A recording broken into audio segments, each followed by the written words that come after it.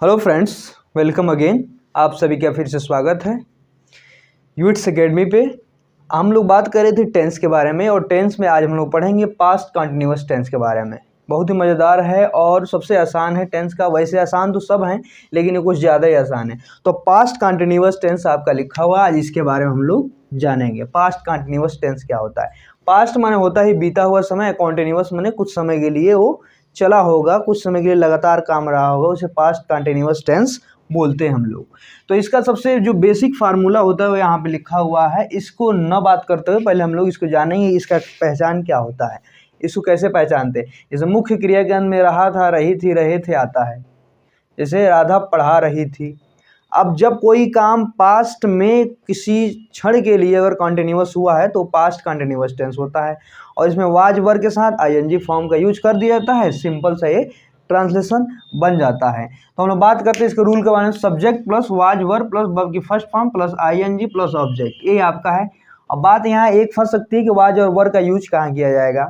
तो आपने present continuous में पढ़ा होगा, सेम वैसे ही यहाँ पे यूज होगा। वाज का यूज होगा आपका सिंगुलर सब्जेक्ट के साथ, सिंगुलर सब्जेक्ट के साथ, और वर्ब का यूज होगा आपका प्लरल सब्जेक्ट के साथ। तो ये है आपका। अब आप समझ रहे होंगे सिंगुलर सब्जेक्ट और प्लरल सब्जेक्ट क्या होता है। तो हमने प्रीवियस वीडियो में काफ़ी इसको तफसील से बताया है कि क्या चीज़ें होती हैं, और आप इसके बारे में क्या मतलब अच्छी चीज़ें जान सकते हैं। तो वैसे हम लिख दे रहे हैं, वाज का यूज होगा ही, सी, आई के साथ इसका क्या हो जाएगा, वाज का यूज हो जाएगा, और सिंगुलर सब्जेक्ट के साथ हो जाएगा, सिंगुलर नंबर के साथ हो जाएगा। वैसे वर्ब का यूज हो जाएगा दे, यू, वी, और प्लरल नंबर के जितने सारे सब्जेक्ट आएंगे, जैसे plural number children, boys, teachers, उनके साथ वर्ब का यूज हो जाएगा। तो ये आपका बहुत बेसिक सा है, इसको आप नोट कर लीजिए। फिर आगे हम लोग बढ़ते हैं कि सिंगुलर सब्जेक्ट के साथ और प्लरल सब्जेक्ट के साथ वाज और वर्ब का यूज होगा। तो चलिए फ्रेंड्स, इसको रूल के हिसाब से इसको ट्रांसलेट करते हैं। तो सब्जेक्ट यहाँ पे क्या है, राधा है, तो राधा का हम ट्रांसलेट करेंगे राधा। और आपके साथ देख रहे हैं राधा सिंगुलर नंबर है, तो इसका क्या यूज होगा, वाज का यूज हो जाएगा। यहाँ पे राधा वाज। और पढ़ाना क्या होता है, टीच, टीच माने होता है पढ़ाना, तो आईएनजी का यूज हो जाएगा, क्योंकि यहाँ कॉन्टिन्यूअस फॉर्म का यूज हुआ है तो इसमें आईएनजी का यूज होगा, और वाज और वर्ब का यूज हो जाएगा। ऐसे और सारे एग्जाम्पल लेते हैं, जैसे तुम सुबह में दौड़ रहे थे, तो यू, और यू के साथ क्या अभी बताया आपको, वर्ब का यूज किया जाएगा। यू के साथ क्या हो जाएगा, वर्ब का यूज किया जाएगा। You were running in the morning. तो ये चीज़ें आपकी ऐसे आपके ट्रांसलेशन आपके फॉर्म हो जाएंगे, आपके ट्रांसलेशन ऐसे ही बनेंगे सेम। तो और कुछ एग्जांपल लेते हैं, जैसे यहाँ पे और एग्जांपल लेते हैं, जैसे बच्चा रो रहा था। अब बच्चा रो रहा था, तो बच्चा के साथ सब्जेक्ट क्या है यहाँ पे, चाइल्ड माने बच्चा हो जाएगा, बेबी हो जाएगा, वो भी सही है। चाइल्ड माने बच्चा, और रो रहा था, चाइल्ड वाज वीपिंग, तो आपका बन गया चाइल्ड वाज वीपिंग। तो ये ट्रांसलेशन फॉर्म करने का रूल है। बस आप सब्जेक्ट के साथ वाज और वर्ब का यूज करिए और आईएनजी फॉर्म लगा दीजिए, आपका पास्ट कंटिन्यूअस क्या हो जाएगा, फिनिश हो जाएगा इससे। तो और कुछ ट्रांसलेशन लेते हैं, आप देखिए, जैसे आप लोग पढ़ रहे थे। अब आप लोग पढ़ रहे थे क्या हो जाएगा, आप लोग का हो जाएगा यू वर रीडिंग। अब यहाँ पढ़ना का क्या हो जाएगा, रीड हो जाएगा, पढ़ाना का वहाँ पे क्या हो गया, टीच हो गया था। तो ये आपके कुछ पास्ट कंटिन्यूअस के आधार पे कुछ एग्जांपल हैं जो अफर्मेटिव रूल्स में यूज किए जाते हैं। तो आपका मेन यही है, सब्जेक्ट प्लस वाज वर्ब, और वर्ब की फर्स्ट फॉर्म आईएनजी और ऑब्जेक्ट लगाइए। आपने प्रेजेंट कंटिन्यूअस पढ़ा होगा, तो सेम वैसे वहाँ इज एम आर का यूज होता था, यहाँ पे वाज और वर्ब का यूज हो जाएगा, एकदम सेम वैसे है। तो हम लोग बात करते हैं इसके आगे निगेटिव सेंटेंस पे। तो अफर्मेटिव सेंटेंस के बाद कुछ निगेटिव सेंटेंस के एग्जाम्पल को समझते हैं। अब निगेटिव सेंटेंस में क्या होता है, हमने प्रीवियस सारे टेंस में बताया है कि नोट का यूज यहाँ पे वाज और वर्ब के बाद यहाँ पे होगा, वहाँ पे हेल्पिंग वर्ब के बाद होता था, तो यहाँ पे वाज और वर्ब के बाद नोट का यूज करिए, और आपका निगेटिव सेंटेंस का स्ट्रक्चर बन के रेडी हो गया। तो निगेटिव सेंटेंस में आप क्या करेंगे, कुत्ते रात में नहीं भौंक रहे थे, आपका निगेटिव सेंटेंस नॉट का यूज हुआ है तो यहाँ पे नॉट का इस्तेमाल किया जाएगा। तो कुत्ते क्या हो जाएगा, डॉग्स, और डॉग्स आपका देख रहे हैं प्लरल नंबर है तो वाज या वर का यूज हो जाएगा, डॉग्स वर। अब यहाँ पे नॉट आएगा तुरंत, वाज और वर के बाद क्या होगा, तुरंत नॉट आएगा। जैसे डिड के बाद नॉट आता था, डू या डज के बाद नॉट का इस्तेमाल होता था, हैज और हैव के बाद नॉट का इस्तेमाल होता है, यहाँ पे वर के बाद क्या हो जाएगा, नॉट का इस्तेमाल होगा। तो dogs were not barking, barking माने होता है क्या, भौंकना, और कब, रात में, इन नाइट, यहाँ पे आपका रेडी हो गया बन के। तो ये सब होते हैं, बस नॉट का यूज कर देना है आपको, इसमें निगेटिव सेंटेंस आपका रेडी हो जाएगा। हम लोग नहीं खेल रहे थे तो इसका क्या हो जाएगा, वी वर, यहाँ पे क्या हो जाएगा, वर का we were not playing, we were not playing. Same रहेगा अफर्मेटिव की तरह, जैसे यहाँ पे बस नॉट का इस्तेमाल करना है, और नॉट का इस्तेमाल कहाँ होगा, वाज और वर के बाद नॉट का इस्तेमाल हो जाएगा। अब बात करें वे लोग शिकार नहीं कर रहे थे तो दे यहाँ पे हो जाएगा, और दे का क्या हो जाएगा, वर, दे वर नॉट, शिकार नहीं कर रहे थे, या दे वर नॉट हंटिंग, तो यहाँ पे वे लोग शिकार नहीं कर रहे थे। अब बात करें बच्चे पत्र नहीं लिख रहे थे तो बच्चे क्या हो जाएगा, चिल्ड्रेन, और वहाँ यहाँ भी क्या हो जाएगा, वर का इस्तेमाल होगा क्योंकि सारे प्लरल सब्जेक्ट हैं। तो children were not writing letter. तो ये आपका देखिए निगेटिव सेंटेंस आपका बन के रेडी हो गया। सो सिंपल है, बस आपको नॉट का इस्तेमाल यहाँ निगेटिव करना है पास्ट कंटिन्यूअस टेंस में। तो आपको समझ में आ गया होगा निगेटिव सेंटेंस। अब आगे बढ़ते हैं, कुछ इंटरोगेटिव सेंटेंस के रूल लेके आते हैं, फिर आपका पास्ट कंटिन्यूअस बहुत ही आसानी से समझ में आ जाएगा।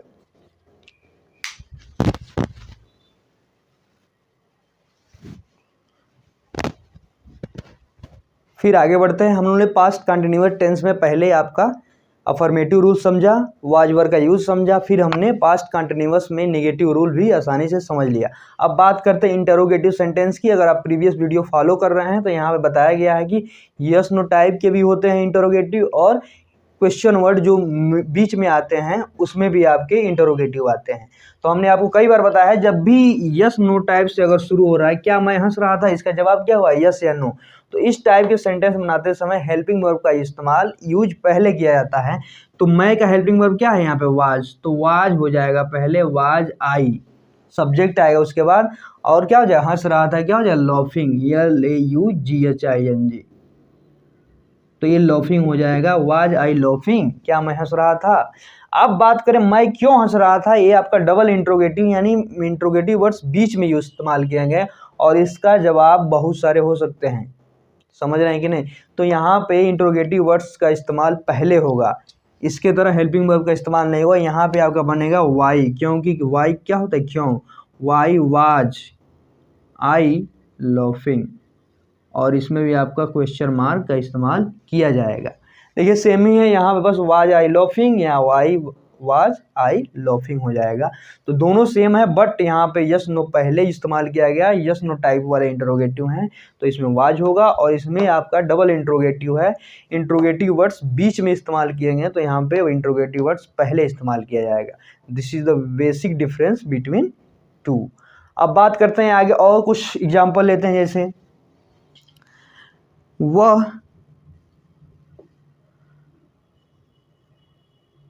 जैसे क्या वह कूद रही थी।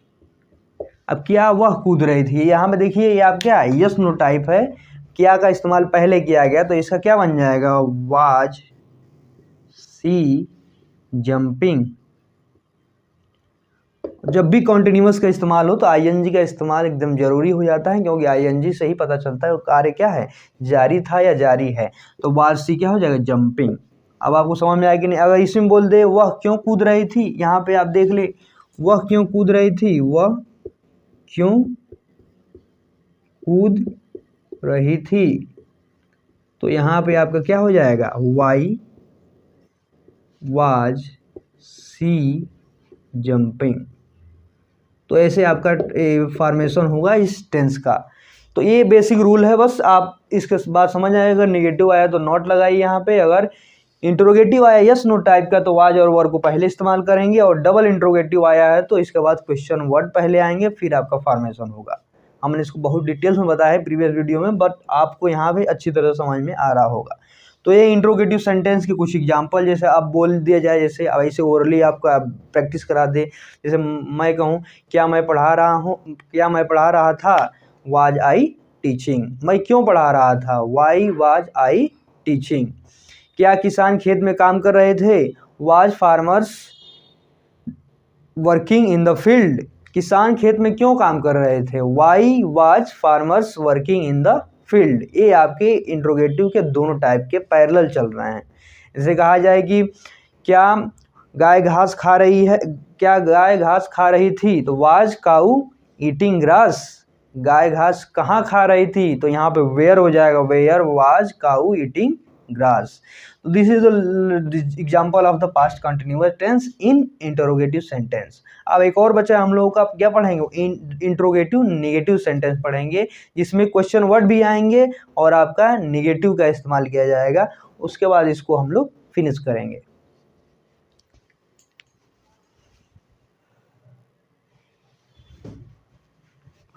ओके फ्रेंड्स, तो this is interrogative negative sentence. अब इसमें आपका क्वेश्चन भी पूछा जाएगा और नेगेटिव भी होगा।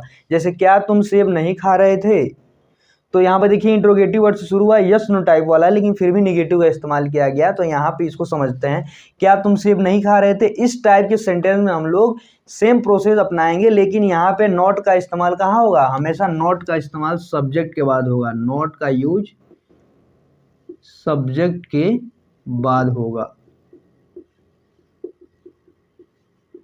ये आपका रूल है। नॉट का यूज इसमें क्या होगा, इंट्रोगेटिव नेगेटिव में सब्जेक्ट के बाद होगा। तब क्या तुम सेब नहीं खा रहे थे, तो देखिएगा यहाँ पे आपका हो जाएगा was were you not eating Apple. देख रहे हैं कि नहीं, were you not eating Apple. अब वर यस नो वर टाइप हो गया, लेकिन नॉट का इस्तेमाल कहाँ किया है, सब्जेक्ट के तुरंत बाद किया गया है। तो यहाँ पे क्या हो जाएगा, इंट्रोगेटिव नेगेटिव हो जाएगा, और ये आपका स्ट्रक्चर हो जाएगा। दूसरा होगा तुम सेब क्यों नहीं खा रहे थे, सेम प्रोसीजर फॉलो होगा, लेकिन यहाँ भी सब्जेक्ट के बाद ही नॉट का इस्तेमाल होगा।